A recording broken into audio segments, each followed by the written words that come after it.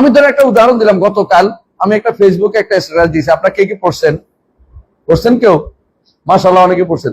এর কারণ হলো আমি দেখছি আপনাদের দেশে একেবারে বড় পণ্ডিত, দেওবন্দের পণ্ডিত, শশিনার পণ্ডিত বা ইয়ার পণ্ডিত, হ্যাঁ, সবাই এক পায়ে দাঁড়ানো যে আল্লাহ তাআলা আরশের উপর নাই। অথচ আল্লাহ তাআলা আরশের উপর না বললে সে কিন্তু জাহামি, কোনো সন্দেহ নেই। সালফে সালেহ তাকে জাহামি বলতেন। এদের রদ যারা করেছে সবাই এটার রদ করেছে, বই লিখেছে, এটা একটা দুইটা না, এটার জন্য ডজন খানিক বই আছে এটার উপরে। এত বই লিখেছে যে বিষয়টা রদ করার জন্য, এই বিষয়টা আপনার মধ্যে পাওয়া যায়, আমি আপনাকে কি করবো? আপনি ইমানদার বলতে পারি, আপনি আহলুস সুন্নাত বলতে পারি। আপনি তো শিয়াদের থেকেও খারাপ হয়ে গেছেন, কারণ জাহামি তো আরো খারাপ। জাহামিরা সাধারণ শিয়ার থেকেও খারাপ। সাধারণ শিয়া তো আমরা বলি বিদআতি, আর যারা রাফিজি শিয়া তাদেরকে আমরা ইমানদার মনে করি না। তাহলে সাধারণ শিয়াদের থেকেও খারাপ অবস্থায় গেছে কারা? এই জাহামিরা। অথচ তারা মনে করে যে আল্লাহ তাআলা উপরে নাই। কিভাবে মনে করতেছে দেখেন, আল্লাহ তাআলা বলতেছেন, যখন জিজ্ঞাসা করা হয়েছে ঈসা আলাইহিস সালাম সম্পর্কে যে বার রাফাহুল্লাহু ইলাইহি, আল্লাহ বলছেন বরং আল্লাহ তাকে তার দিকে উঠিয়ে নিয়েছেন। আচ্ছা বলেন তো, উঠিয়ে নিলে কি নিচের দিকে নেয়? উপরের দিকে, তার দিকে উঠিয়ে নিয়েছেন, দিক তো হয়ে গেছে। যতই কিভাবে অনুবাদ করবে এটারে, আর কোন অনুবাদ করার কি সুযোগ আছে এটারে? আল্লাহ তাকে তার দিকে উঠিয়ে নিয়েছেন। এখন যদি বলতেন যে না আল্লাহ তাআলা তাকে নিচের দিকে নিয়ে গেছে, তাহলে কইতাম তো তার দিকে আল্লাহ নিচে, কথার কথা। বলছে আপনিও বলেন যে আল্লাহ তিনি কোথায়? ঈসা আলাইহিস সালাম কোন আসমানে? চতুর্থ আসমানে। তাহলে উপরে হইলো না? উপরের দিকে হওয়াটাই তো এটা হলো, তো কি এটা হলো মূল অর্থ, বুঝে যাচ্ছে। এখন আপনি সন্দেহ নিয়ে আসছেন। সন্দেহ কি? আল্লাহ তাআলা ইব্রাহিম আলাইহিস সালাতু ওয়াস সালাম বলছেন যে ইন্নী যাহিবুন ইলা রাব্বি সাইয়াহদিন, আমি আমার রবের দিকে যাব, তিনি আমাকে পথ দেখাবেন।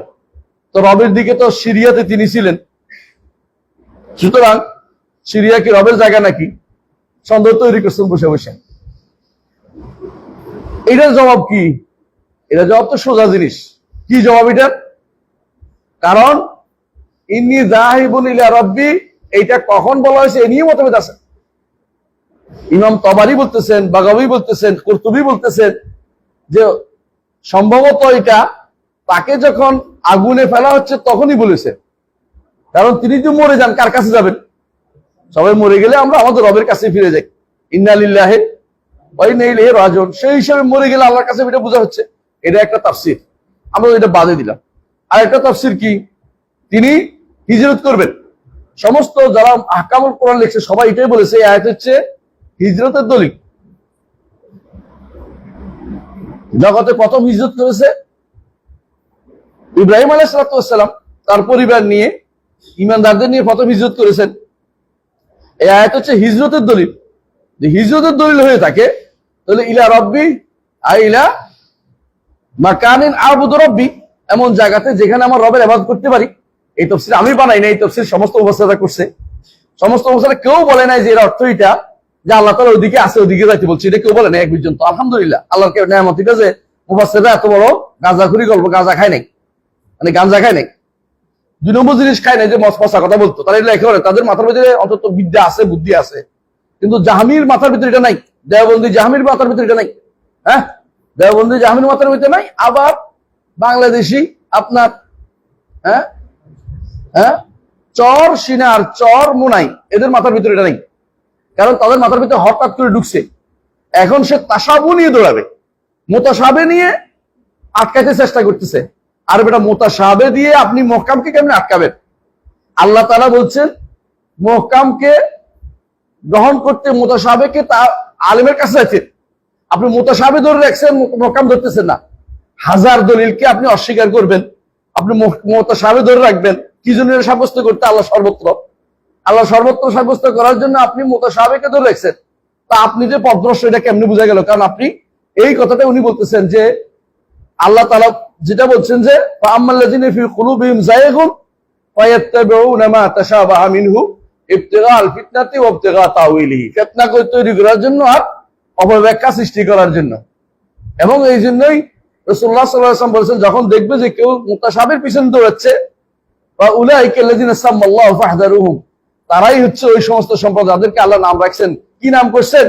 যাদের অন্তরে বক্রতা আছে। এইটার নাম রাখার তো এইটা, তাদের অন্তরে বক্রতা আছে। ফাহযারুহুম, তাদের থেকে সাবধান থাকবে। আমরা কি তাহলে এই তথাকথিত এদের থেকে সাবধান করতে পারি না? আমরা কি নিজের থেকে বানাচ্ছি? আপনাকে বুঝতে হবে, যেখানে শত দলিল নয় হাজার দলিল বলেছে ইমামরা যে আল্লাহর তিনি আরশের উপর থাকার ব্যাপারে হাজার দলিল আছে। আপনি হাজার দলিলকে কোন ইয়াতে পরিবর্তন করবেন আমাকে বলেন? হাজার দলিলকে আপনি একটা সন্দেহ নিয়ে এসে কি পুরোটা আউট করে দিবেন?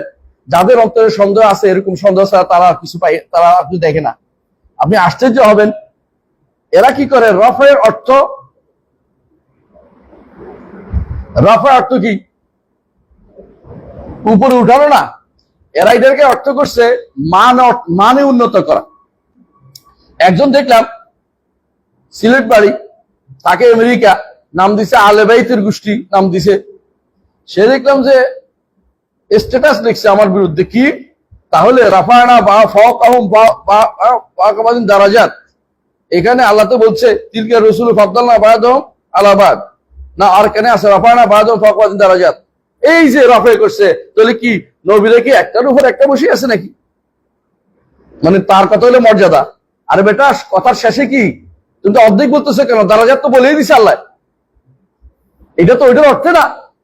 রাফায়না ফাওকাহুম ফাওকাবাদিন দারাজাত আল্লাহ বলে দিয়েছে, তুমি এর উপরে উঠেছ কেন? এখানে মর্যাদার কথা আল্লাহ তো বলে দিছে। আর যেখানে মর্যাদার কথা বা যাওয়া যাবে না, সেটা তো আল্লাহ উপরে থাকাটাই সর্বোচ্চ। রাফে অর্থ উপরে উঠানো।